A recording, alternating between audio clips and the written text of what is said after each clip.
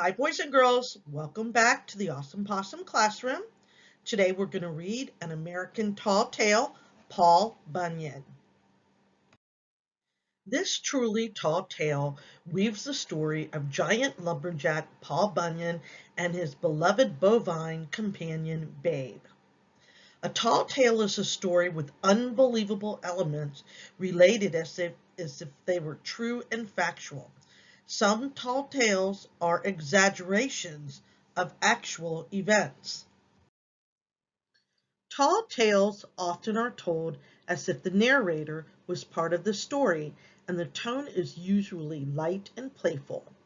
There are three key characteristics of a tall tale.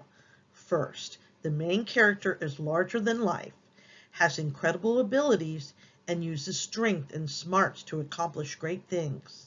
Second, the main character is helped out by either an object or an animal.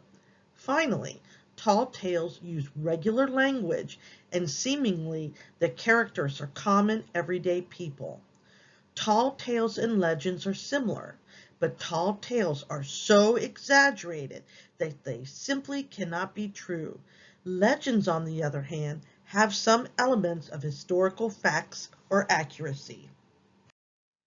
Tall tales are believed to have originated in the 1800s when frontiersmen in the United States would gather around the fire and tell stories bragging about the adventures they have had. At the time, explorers were traveling to the Wild West and had many stories to tell about. The name Tall Tale is said to come from the fact that the heroes in the story are larger than life, as is the story itself, even if the tall tale is based on a real person. Let's go ahead and begin reading the story, Paul Bunyan.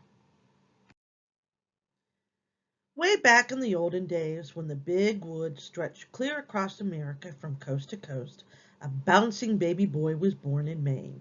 This baby was called Paul Bunyan, and he was a mighty big boy. Baby Paul was so big it took 5 storks to bring him when he was born. By the time he was a week old, he was wearing his father's clothes. When he was hungry, he drank all the milk out of 12 cows. When he got the hiccups, everyone ran out of their houses thinking it was an earthquake. When he sneezed, folks had to open their umbrellas all the way in California. When Paul grew up, he knew there was only one job for him. Folks were moving west in those days, and they all needed houses.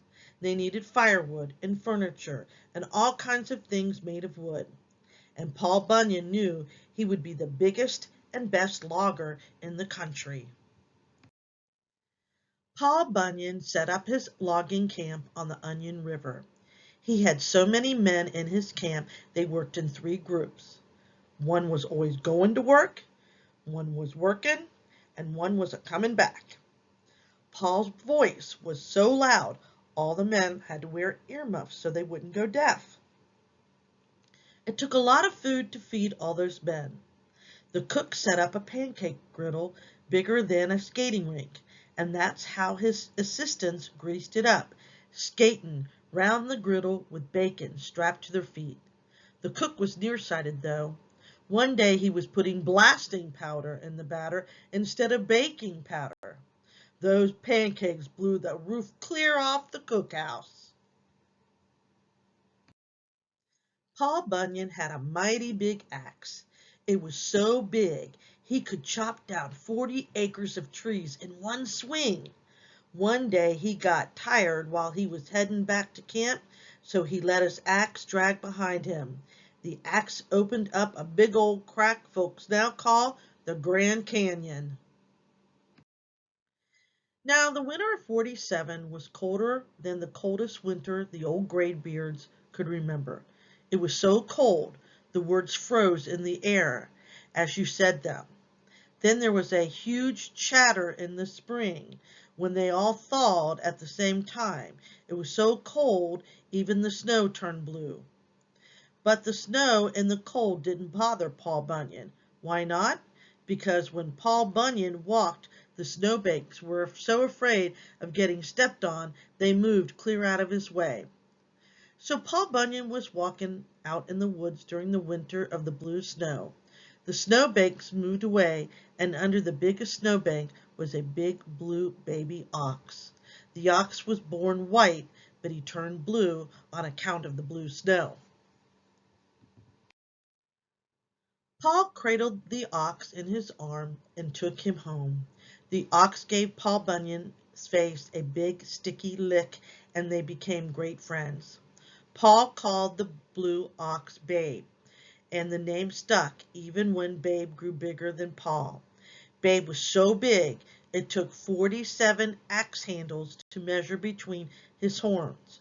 He was so long, if you or I stood at his tail, we'd need a telescope to see his nose. When Babe wanted a snack, he ate 30 bales of hay in one bite, wire and all. With Babe around, Paul Bunyan could work twice as fast. As quick as Paul cut down a tree, Babe hauled it away. When Paul Bunyan wanted to skin a log, he hitched Babe up to one end and held the bark himself at the other end. Babe would pull the log out, clean as a whistle, leaving Paul holding the bark. Around the camp the men hung up their shirts to dry on Babe's horn. But Babe's most important job was making the logging road straight by pulling out their twists and turns. One time Paul Bunyan and Babe went to the Dakotas to do some logging. They worked so hard and so fast they cut down all the trees there. But since they were headed home again, they decided to clean up before they left. Paul Bunyan pounded all the tree stumps down into the ground, and that's why, to this day, there are so few trees in the Dakotas. After a while, Babe got sick of hauling logs all the way down to the Gulf of Mexico. So Paul Bunyan decided there should be a canal running all the way from Minnesota to Louisiana. He dug the mighty canal. When the dirt went over his left shoulder, it made the Rocky Mountains. And when the dirt went over his right shoulder, it made the Appalachian Mountains. Babe kicked over his water bucket into the canal, and today logs can be floating from north to south on the Mississippi River. After many years of logging together, Paul and Babe's work was done, so they packed up and moved north to Alaska. Listen carefully, and you can probably hear Paul yelling, "Timber!"